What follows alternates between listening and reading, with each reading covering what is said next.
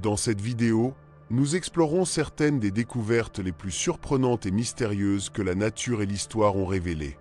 Des structures anciennes qui remettent en question notre compréhension du passé aux monuments qui émergent des eaux ou de la terre. Ces lieux ont capturé la fascination des archéologues, des historiens et des aventuriers du monde entier. Chacun de ces sites a sa propre histoire qui nous invite à nous interroger sur l'origine des civilisations et les secrets qu'ils gardent encore. Architecture romaine ancienne. L'architecture romaine ancienne est toujours incroyable aujourd'hui.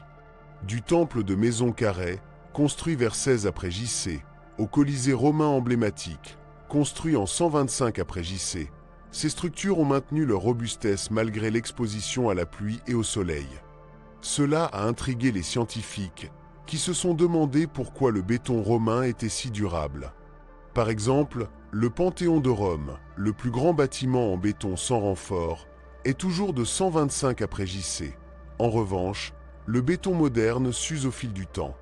Pendant des années, les scientifiques ont exploré plusieurs théories pour comprendre la résistance unique du béton romain. On pensait que les cendres volcaniques que les Romains ont ajoutées au béton étaient la clé. Ils ont été les premiers à le faire, ce qui semblait être une idée logique. D'autres pensaient que la chaux était fondamentale. Cependant, un groupe de scientifiques de Harvard, d'Italie et de Suisse, dirigé par le professeur de génie civil Adriano Mazik, a trouvé des minéraux blancs brillants dans le béton appelés chaux-classe. Ces experts ont découvert que le vieux béton romain avait la capacité de se réparer, remplissant les fissures au fur et à mesure qu'ils se formaient. Cela a été possible grâce à un processus appelé hôte mélangé, qui a créé un béton avec du calcium réactif. Lorsque les fissures se sont formées et sont entrées dans l'eau, la classe de chaux s'est dissoute et s'est à nouveau cristallisée, réparant la fissure et renforçant la structure avec des cendres volcaniques. L'église souterraine de Sainte-Chane, notre prochaine et passionnante histoire nous mène à la France, plus spécifiquement aux personnes idylliques d'Aubterre-sur-Dronne. Voici l'église monolithique souterraine de San-Juan, une merveille directement sculptée dans la pierre qui fascine les historiens et les touristes. Selon ce que les chercheurs ont découvert, l'église a été conçue à l'origine pour abriter de précieux objets religieux qui ont été conservés dans un reliquaire et protégés des voleurs. Dans les siècles suivants, l'église Sainte-Chane a également été utilisée comme cimetière. Certaines sources historiques suggèrent que les travailleurs qui ont sculpté l'église dans le rocher calcaire ont été inspirés par les croisés qui sont revenus avec des histoires de temples souterrains et de caméras du trésor.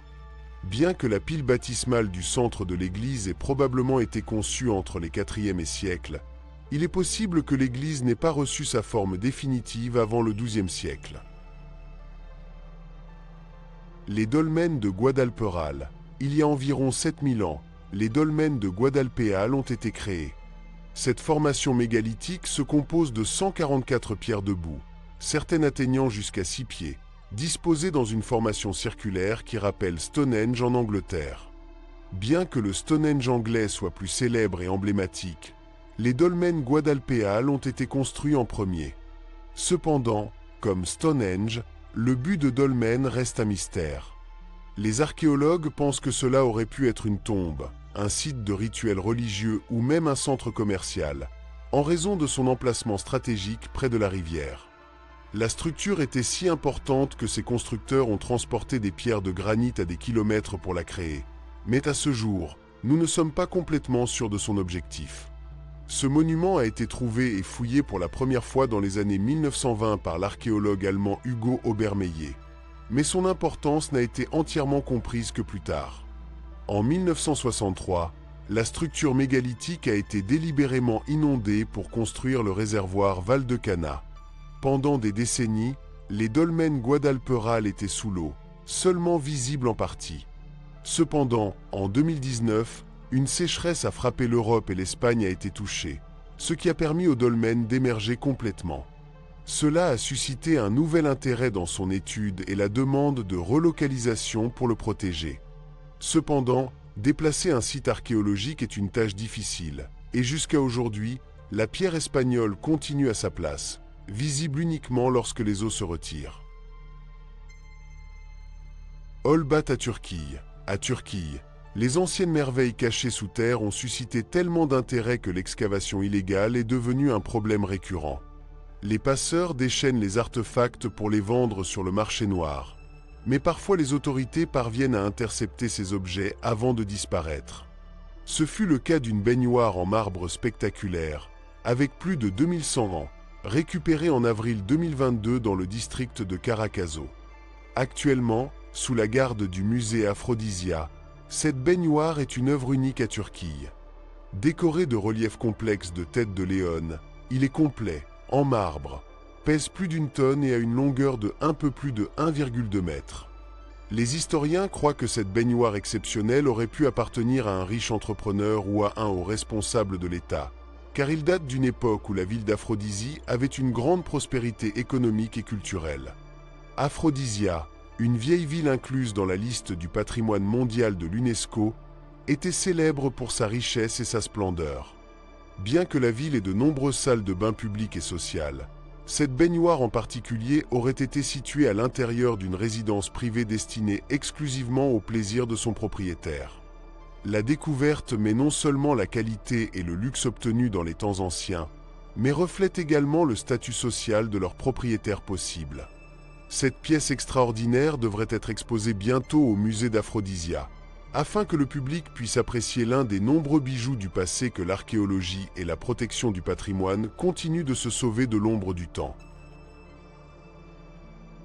La découverte de la tombe de Cléopâtre représente l'une des découvertes les plus excitantes et énigmatiques de l'archéologie. Cléopâtre VII, la dernière reine du royaume ptolémaïque d'Égypte, a capturé l'imagination du monde pendant des siècles, connue pour leur intelligence, leur capacité politique et leurs relations légendaires avec les dirigeants romains Julio César et Marco Antonio. Pendant longtemps, le sort de sa tombe finale est resté l'un des plus grands mystères de l'histoire.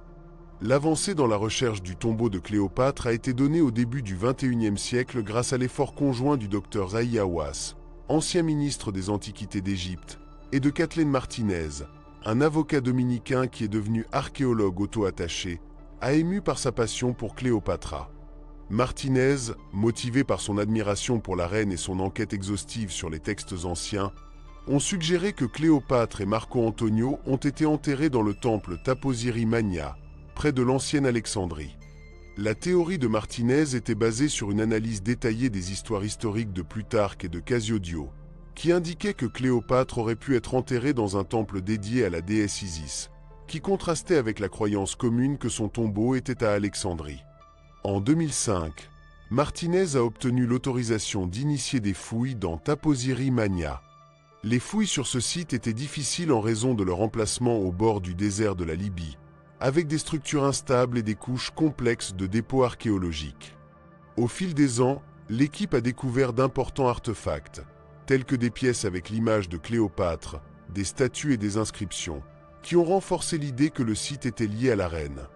Un aspect intrigant de cette constatation était les événements inhabituels qui semblaient guider les archéologues, tels que des tempêtes de sable soudaines et des pluies inattendues, qui coïncidaient avec des découvertes clés. Certains membres de l'équipe ont même signalé des rêves et des visions des rituels anciens, les interprétant comme un guide spirituel. L'une des découvertes les plus fascinantes a été un grand tunnel inachevé sous le temple qui a conduit à une série de caméras. Ce tunnel, sculpté avec une grande précision, a suggéré que le complexe funéraire était destiné à une figure d'une énorme importance, peut-être Cléopâtre. Dans ces caméras, l'équipe a trouvé une pièce cachée avec des artefacts dorés et des inscriptions qui faisaient référence à une reine des rois, un titre fréquemment associé à Cléopâtre. L'annonce de la découverte de la tombe de Cléopâtre a généré l'attention des médias de masse et un grand intérêt public. Des conférences de presse ont été effectuées, des documentaires ont été produits et les artefacts ont été classés et préservés soigneusement. Beaucoup d'entre eux, y compris des statues, des bijoux et des pièces, ont été exposés dans des musées du monde entier, attirant des millions de visiteurs désireux d'en savoir plus sur Cléopâtre et leur temps. Après la découverte, Taposiri Magna est devenu un centre clé pour la recherche archéologique continue. Les universitaires et les historiens ont collaboré pour explorer la région, découvrant des structures et des artefacts supplémentaires qui ont fourni plus d'informations sur la période ptolémaïque. La découverte a également conduit à une réévaluation d'autres sites de sépultures possibles en Égypte, provoquant de nouvelles fouilles et la génération de nouvelles données historiques. La Tour du Diable. Nous nous rendons directement dans l'État nord-américain du Wyoming pour profiter d'une véritable merveille géologique, particulière et énigmatique, la Tour du Diable. Cette formidable formation rocheuse est devenue le protagoniste du territoire qu'il occupe, étant classée comme parc national. La Tour du Diable est au milieu de grandes plaines complètement plates et est un monolithe d'origine volcanique. Sa forme et sa taille parfaite font de cette formation rocheuse, qui semble être apparue de nulle part, l'attraction principale du Wyoming. Malgré sa hauteur modeste de seulement 386 mètres, les alpinistes qui peuvent atteindre des hauteurs allant jusqu'à 8000 mètres ne sont pas en mesure de le grimper en raison de ses murs pratiquement verticaux. Le téléchargement vers le haut est, plus difficile, descendant, devient un défi presque impossible. Bien que ses origines ne soient pas entièrement claires, des études récentes suggèrent une origine volcanique, expliquant sa forme à la suite du refroidissement de la lave à une température spécifique. Quoi qu'il en soit, ce gratte-ciel rocheux est un endroit idéal pour les fans du mystérieux. Göbekli Tepe. Dans les années 1960, des chercheurs de l'Université de Chicago et de l'Université d'Istanbul ont découvert Göbekli Tepe. Cependant, au lieu d'être étudié, il a été largement ignoré. Inutile de dire que cela s'est avéré être une grosse erreur. Ce n'est qu'en 1994 que les fouilles ont commencé, grâce à l'archéologue allemande Klaus Schmidt. Cela a marqué le début d'une découverte surprenante. Göbekli Tepe, une structure qui pourrait être le premier temple au monde. Ce site semble insignifiant, comme une autre colline du sud-est de la Turquie, mais en réalité, c'est l'une des plus anciennes structures d'hommes, plutôt que Stonehenge et les pyramides égyptiennes, avec une datation d'il y a 11 600 ans. Avant cette étude, on pensait que les humains commençaient comme des chasseurs-cueilleurs, qui dépendaient de la chasse et de la collecte, puis apprennent à cultiver, établir et construire des communautés. Au fur et à mesure que ces communautés grandissaient, elles ont construit des temples et des monuments. Cependant, la découverte de ce temple ancien change ce récit. À une époque où quelque chose d'aussi simple que l'agriculture n'était pas encore établi, la construction de Göbekli Tepe se révèle être une surprise. Pourquoi les gens de cette époque auraient-ils pris la peine de créer un complexe massif avec des piliers en pierre de plus de 6 mètres de haut et pesait jusqu'à 10 tonnes? Quelle est l'importance de cet endroit? De plus, comment l'ont-ils fait sans enregistrements écrits?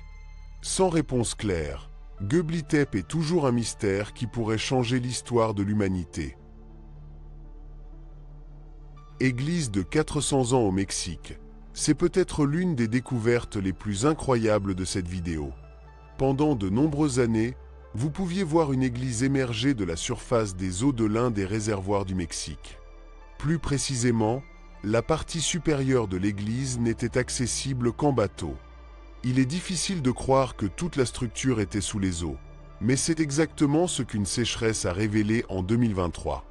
Cette année-là, une vague de chaleur intense a été étendue par plusieurs parties du Mexique, et l'État des Chiapas était l'un des plus touchés, ce qui a conduit à de nombreux plans d'eau dans la région atteignant des niveaux dangereusement bas.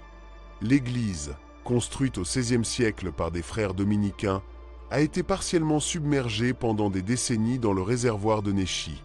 Cependant, en raison de la sécheresse, toute la structure a été exposée.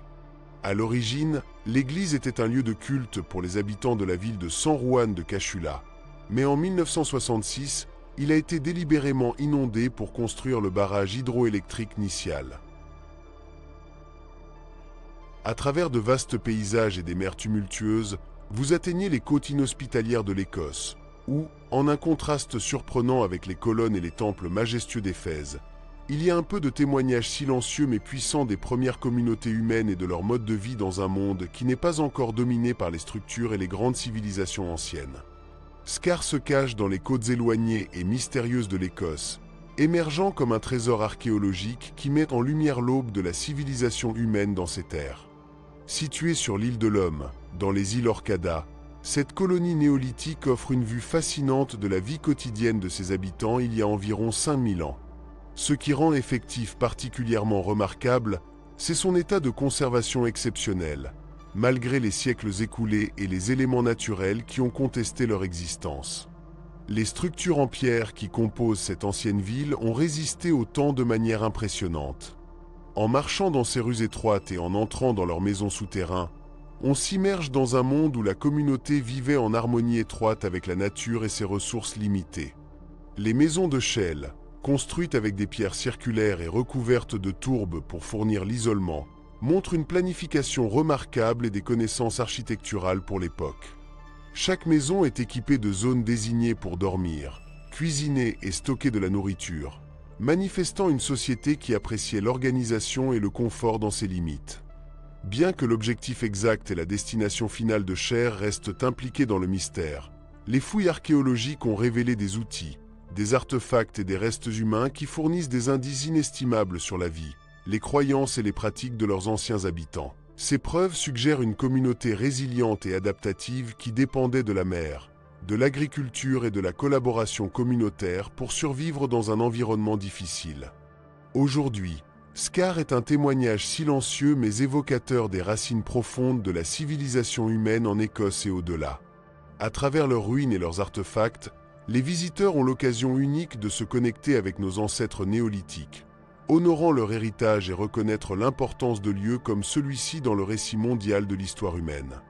En bref, Skar n'est pas seulement un site archéologique, c'est une fenêtre vers le passé qui nous invite à réfléchir à notre connexion avec les générations précédentes et à la recherche continue de comprendre les origines de notre existence en tant que civilisation.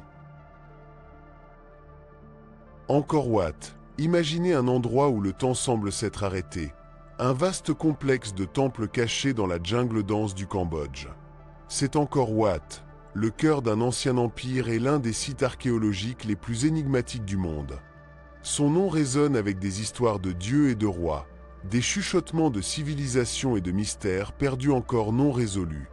Construit au XIe siècle par le roi Suryavarman II, Angkor Wat n'est pas seulement un temple, mais une ville entière qui était autrefois le centre de l'Empire Gémer.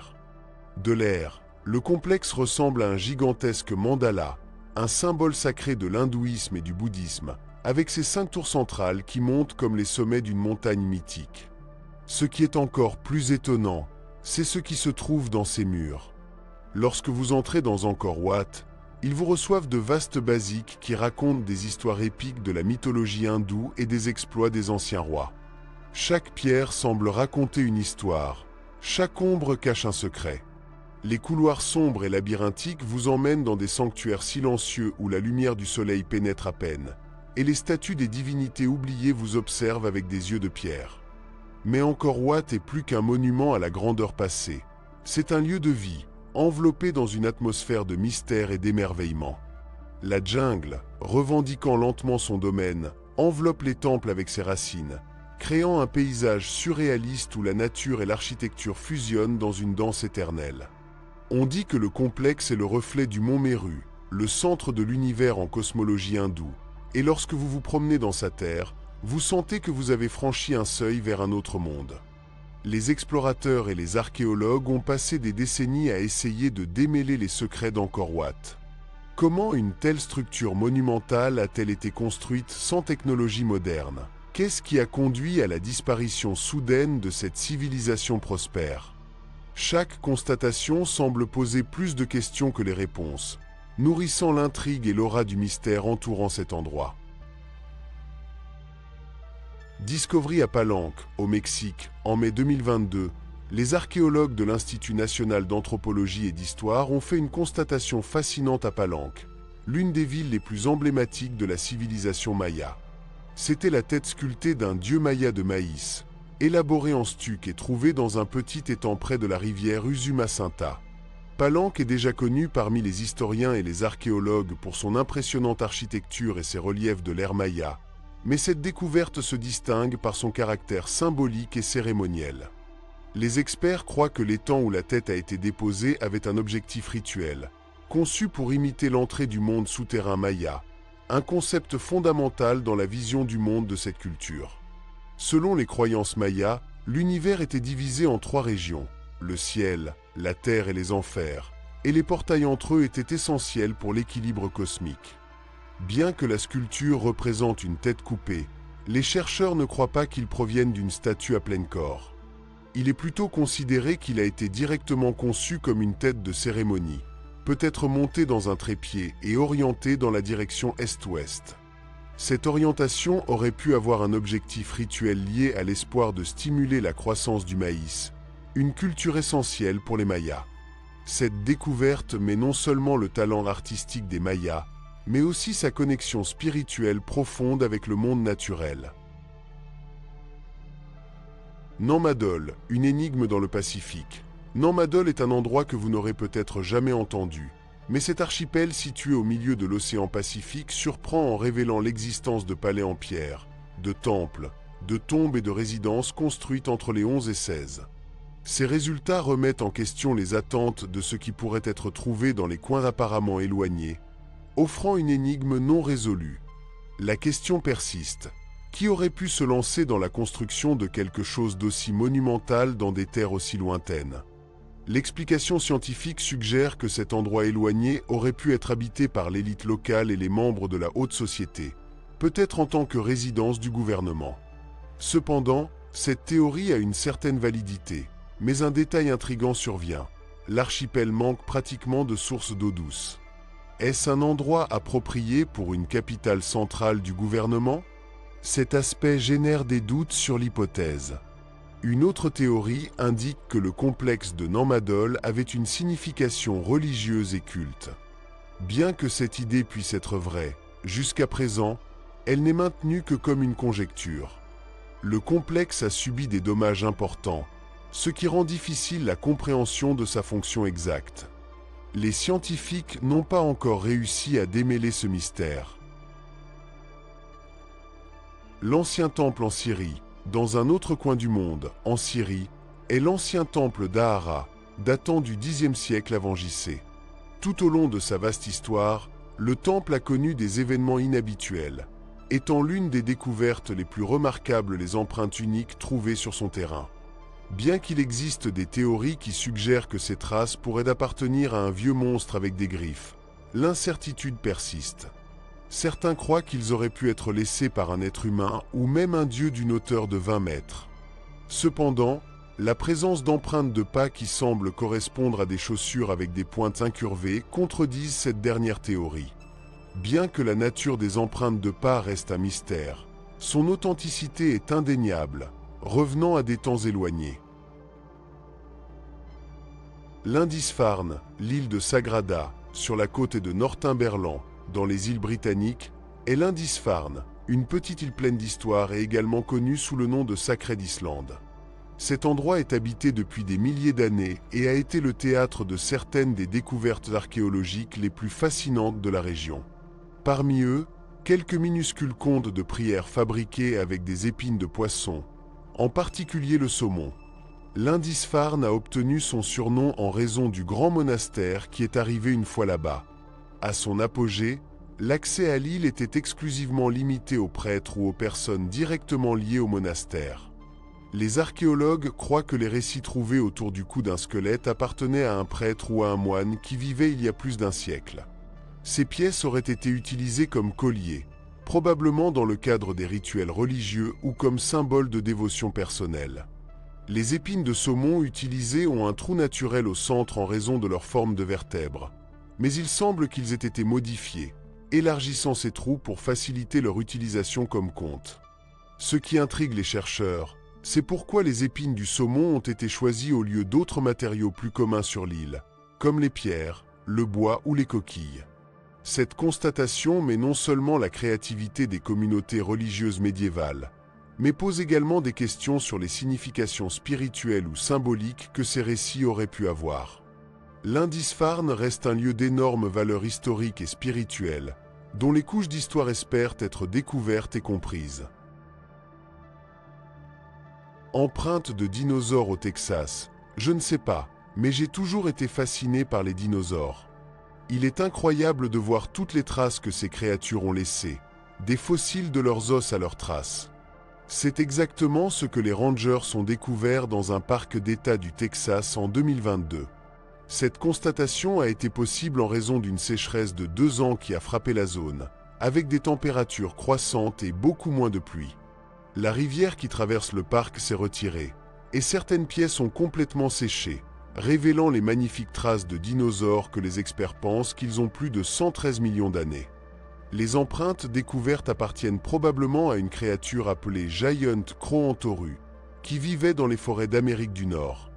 Ce dinosaure mesurait jusqu'à 15 pieds de haut et 38 pieds de long, pesant jusqu'à 3 petites voitures. Il avait des épines sur le dos qui soutenaient une crête musculaire, qui aurait plusieurs objectifs, tels que soutenir son corps ou réguler sa température. Bien qu'il ne soit pas clair comment il a vécu, sa taille et ses caractéristiques l'auraient rendu dominante en son temps. Décroché dans le maire Templo de Tenochtitlan, le maire du temple, le cœur religieux de l'ancienne ville aztèque de Tenochtitlan, continue de surprendre les archéologues avec leurs trésors cachés. En juin 2022, la constatation de plus de 2500 objets en bois soigneusement conservés a été annoncée pendant des siècles, ce qui serait laissé comme des offres rituelles par les prêtres aztèques au XIVe siècle. Ces artefacts comprennent des figurines, des coiffures, des masques, des cruches, des boucles d'oreilles et des sceptres, entre autres objets qui ont probablement été utilisés dans les cérémonies pour consacrer le temple principal des dieux aztèques.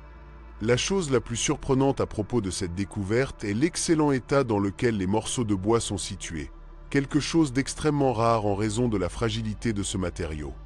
Les chercheurs attribuent leur conservation au niveau élevé d'humidité de la région et aux conditions anxicales du sol qui ont empêché la décomposition. Cette découverte enrichit non seulement notre compréhension des pratiques religieuses aztèques, mais souligne également l'importance du temple principal en tant que centre spirituel et culturel. Le site, situé au cœur de Mexico, reste une source inépuisable de connaissances sur l'ancienne civilisation aztèque, et les archéologues espèrent continuer à révéler plus de secrets dans les années à venir. La feuille de Santa de Turin. Le Santa de Turin Sabia est une vieille toile avec l'image d'un homme crucifié qui a généré un débat depuis plus de 500 ans. On se demande si c'est le linceul de Jésus-Christ ou une falsification médiévale. Le tissu, qui mesure 14 pieds de long, montre la figure d'un homme avec des blessures à la crucifixion et a des caractéristiques négatives photographiques.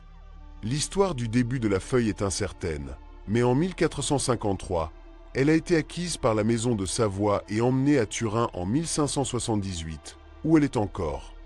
Des études scientifiques intensives ont soutenu et remis en question leur authenticité.